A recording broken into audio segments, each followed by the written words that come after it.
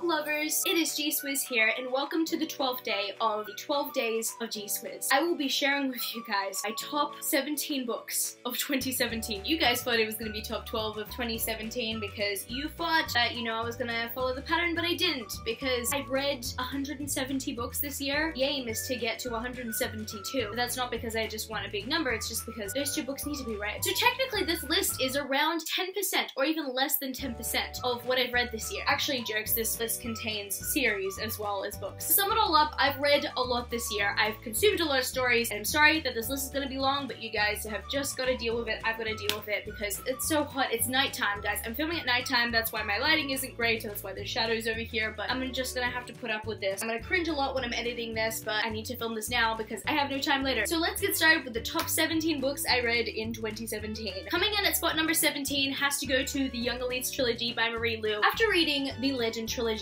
never in my life did I ever think Marie Lu would ever make it onto my favorites list, and then all of a sudden this trilogy came along and was just like, hey, I'm coming, and I'm here to stay. Ever since this trilogy came into my life, I have not been able to resist anticipating one of Marie Lu's books. And it's so funny because people keep on saying that the Young Elites trilogy is literally the worst work from Marie Lu, but I totally disagree. I really believe that her writing did develop in this series, and I'm gonna admit there are not too many characters that actually stand out to me in the series as much as Adelina does. I'm at least happy that she wrote a protagonist that I was able to root for even when she was evil. Guys, when I read this trilogy, I was literally obsessed with the idea of it. And that's so hard to believe because I hated the Legend trilogy, so it was just a new experience for me. So I'm so thankful for this trilogy because it's made me realize that Marie Lu's writing is actually pretty cool. Kind of made me fall in love with an aspect of Marie Lu's writing, and I do have to admit, I wasn't the biggest fan of Warcross, but I'm definitely willing to give her more chances because this was good, and I definitely believe that there's more goodness in store than just the Young Elites trilogy. Guys, I'm not saying that Warcross was bad, there was just an aspect that I didn't really like about the story, and so I wish that that didn't drown the story. But either way, I did enjoy Warcross.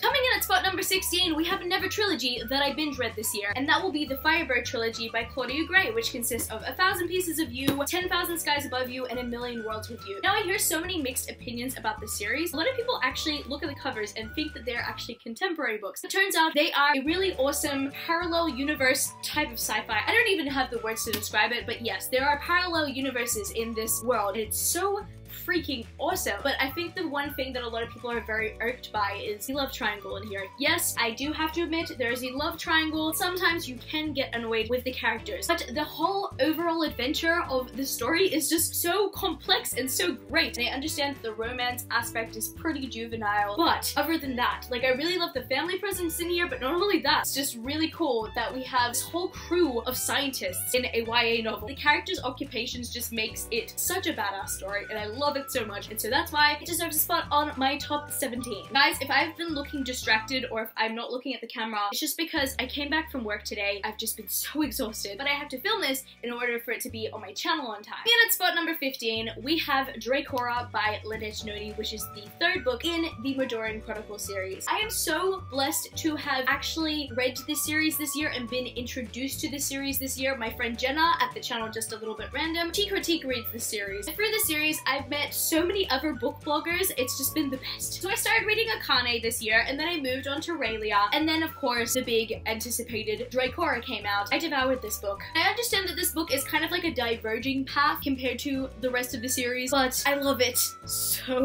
so much because of that. Little did I know that I'd actually kind of enjoy time travel. Like, I'm not a big fan of time travel at all, but then there's like an aspect of time travel in here. I definitely have to say that I was certainly here for it. Lynette Noni's style is just so fun and so quirky, and I honestly just love the way she writes. But at the same time, her characters, her plots, her story, they're just so good. I'm so happy I read Dracora this year. I'm so happy I felt the feels. Actually, I don't know if I'm happy that I felt the feels because I had to wait a long time for Grey Veil, and Grey Veil is coming out, but like, I need it now. Book number 14 on this list has to go to Valentine by Joni McAllister. This was the first book I got sent for review, guys, and oh my goodness, guys, it was so fun, so action-packed, but then at the same time, it was very contemporary. Like, it literally felt like a contemporary with just awesome stuff going on. As I'm saying that, I have to acknowledge that, of course, this is pretty hella dark for a contemporary. I love this book so much because I kind of read it in January, and the awesome thing is that it came out in January, so it could allow you some time before Valentine's Day for it to hit you with a full effect. I appreciated that a lot. If you guys are alone on Valentine's Day, this is the perfect read for you. No, it is certainly not a fairy tale, but it's definitely a great Valentine's read if you're alone. Number 13 on my list will have to be The Sculptor by Scott McCloud. If you guys don't know, this is a major graphic novel. I think it's literally like 600 pages. But what I loved about this graphic novel, as opposed to a lot of graphic novels that I read this year, was that it was just not forgettable at all. It just stuck in my head. I could not stop thinking about it. I understand that there are a lot of flaws to this one. There's the manic pixie dream girl, there is the unlikable character, there's just like all of a sudden forced on philosophy that like a lot of people have been talking about. But regardless, I loved it so much. This graphic novel is such a work of art. I mean, it's literally about works of art. It was blurbed by Neil Gaiman. That's not the reason why I read it. I just read it because I just wanted to read more graphic novels. But seriously, when I was in a graphic novel reading kick, this one really did stand out to me. I just wish that I can find another graphic novel that is just as, or maybe even more memorable than this one, because this one left a long-lasting impact on me and I have not forgotten about it since. Number 12 on my list will have to be Turtles All the Way Down by John Green. Guys,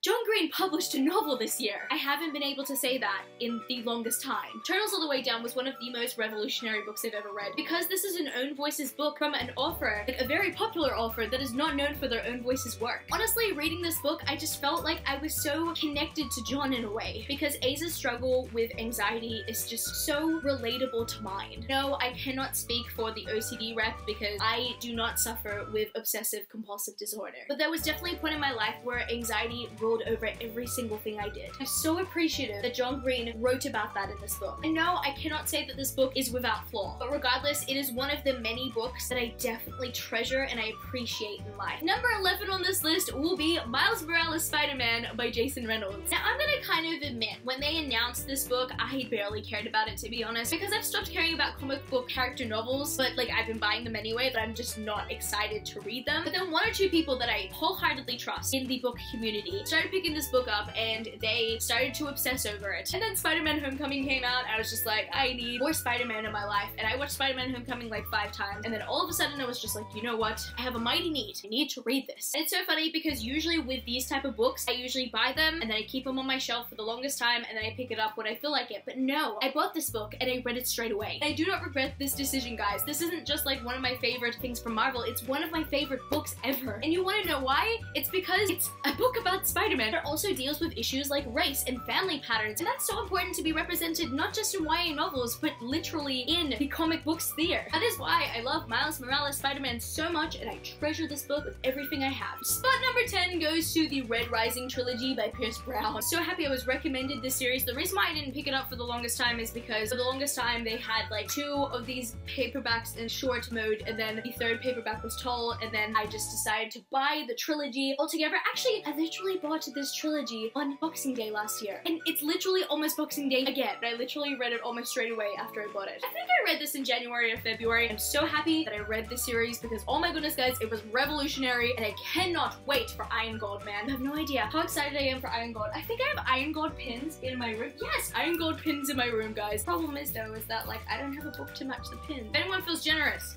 send me an art. Seriously, I cannot wait to dive back into this world again. I seriously miss this world, although this world was crappy, but I missed it! But number 9 on my list has to go to Wonder by RJ Palacio. If you guys saw my recent book wrap-up, you guys know how much of an impact this book had on me. And since then, I had watched the movie. Oh my gosh, I feel like crying again. Guys, I'm seriously so happy at how they adapted this book into film. They did such a good job. If you guys were wondering, I mean, I don't think any of you guys would be surprised, but I cried for the whole movie. I mean, this movie and this book did have some funny moments because Augie is such a trooper, he's such a hero, he loves to make people laugh, but at the same time, the weight of it all just really got me. I appreciate the story so much and what it has done in the book community, and now to families and other people that watched Wonder. And I'm personally so blessed by the Choose Kind movement. Seriously, it's not just a movie campaign to get the movie out there. It is a movement that means so much to me. It means so much to people that are going through what Augie went through, and so many more people. Guys, I cannot stress it enough. Wonder is such an amazing story. I highly recommend it to everyone. Please,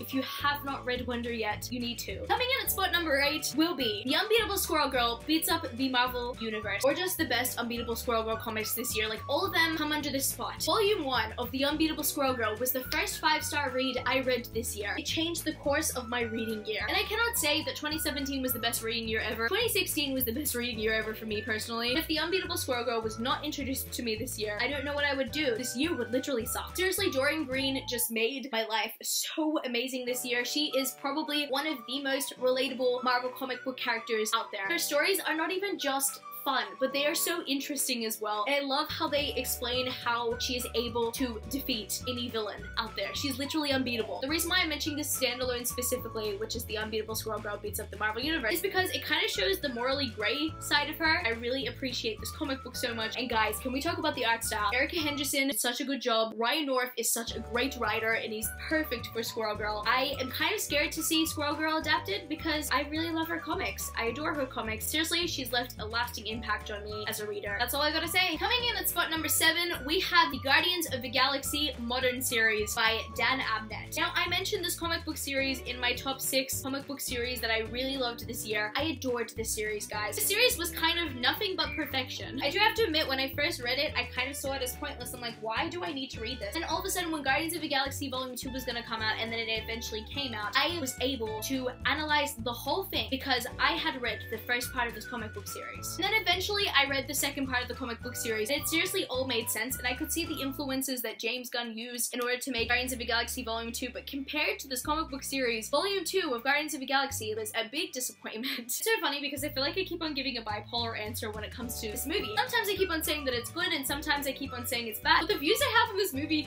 kind of depend on the state I'm in. There was an aspect that I loved about the movie, which was Yondu's plotline, but the other plotline that we followed was trash. I mean, I understand that a lot of people want The Last Jedi to be out of canon. Please don't spoil that movie for me because I haven't even seen The Force Awakens yet, don't kill me. But seriously, can we take Ego out of canon? I want Jason of Spartex to be Peter Quill's father, because he actually is. I need to have a last word about that movie and not go on ranting about it anymore. I'm just gonna say that they chose the wrong father. They should have not rewritten canon. That's all I'm gonna say.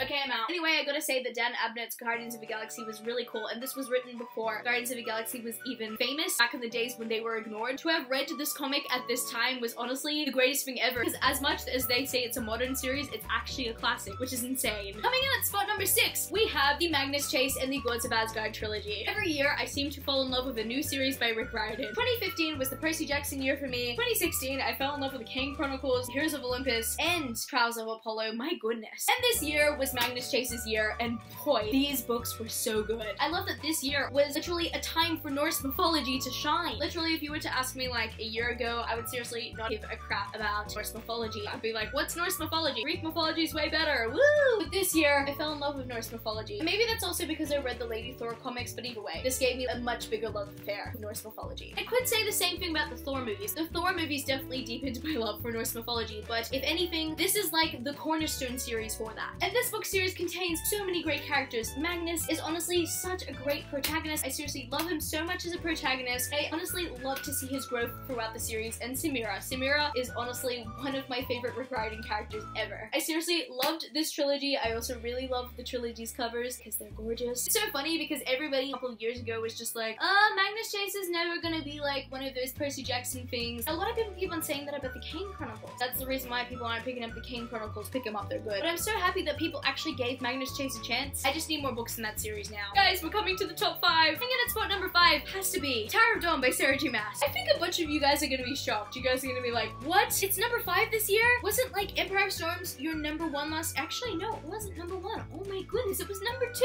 The awkward moment when I just realized that I read Harry Potter last year. I seriously thought that Empire of Storms was my first last year. Tower of Dawn is only at my 5th, not because of how bad the story is, just because the top 4 were better. But I'm not saying that Tower of Dawn was worse than Empire of Storms. No, Tower of Dawn was probably better than Empire of Storms in my opinion. Actually, no, I don't know. It's kind of a tie. Because while I did love the plot of Tower of Dawn, I just loved all the characters that were in Empire of Storms. The sad thing about Tower of Dawn is that we don't get as many characters, but at the same time, the plot is really awesome. And I do have to admit, the side plot wasn't as interesting, but I still was pretty interested. Overall, Tower of Dawn was a great book. It was definitely my favorite book from Sarah J. Maas this year. And I know that a lot of people are not going to agree with me, but it's my personal opinion. And I cannot wait for Throne of Glass Book 7, but I do have to admit, I'm still very nervous for Throne of Glass Book 7. That one is probably gonna wreck me. Coming in at spot number 4 will be Renegades by Marissa Meyer. I didn't actually know that this was gonna be Tower of Dawn this year, but it happened to. Let's be real, I wasn't expecting any of these offers to beat Sarah J. Maas this year. I love this book so much because it's a vigilante book, but it's also a book that really taught me so much. It's a book that made me reevaluate my core beliefs. And I know I've talked about this a lot on my channel, so I won't go into the detail of it anymore, but I'm so happy that this book exists in my life now. Renegades by Marissa Meyer is one of the biggest inspirations inspirations to me. I'm so thankful for it, and I cannot wait for the second book. I'm so sad that it's the final book. I kind of need No Durian to happen. It feels like it's impossible for No Durian to happen, but No Durian needs to happen. Spot number 3 is one of the most important books I've ever read in my entire life, and that is The Hate You Give by Angie Thomas. And I'm gonna be completely honest, I'm not saying this because it's hyped, and I'm not saying it because like it is one of the most praised books in the booktube community this year, or just the book community this year. I'm not saying it because of that. I'm saying this because I genuinely needed this book in my life. If you guys don't know, I live in one of the most dangerous neighborhoods in Sydney, and it's not only just the neighborhood that seems to define who I am as a person, but it is my race. If you guys don't happen to know, there are many cultures in Australia that people tend to look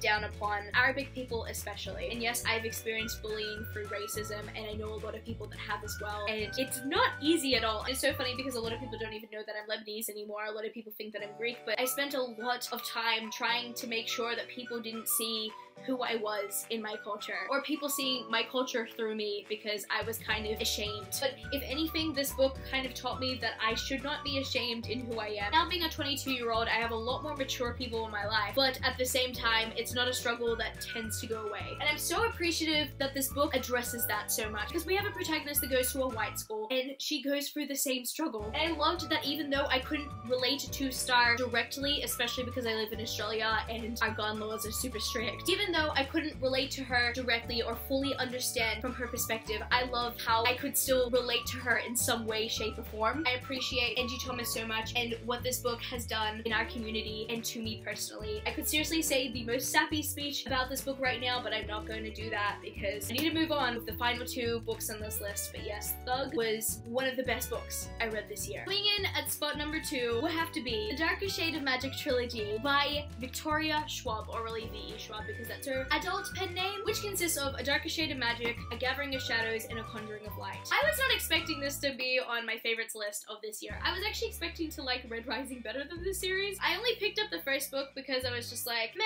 I'll give it a shot, and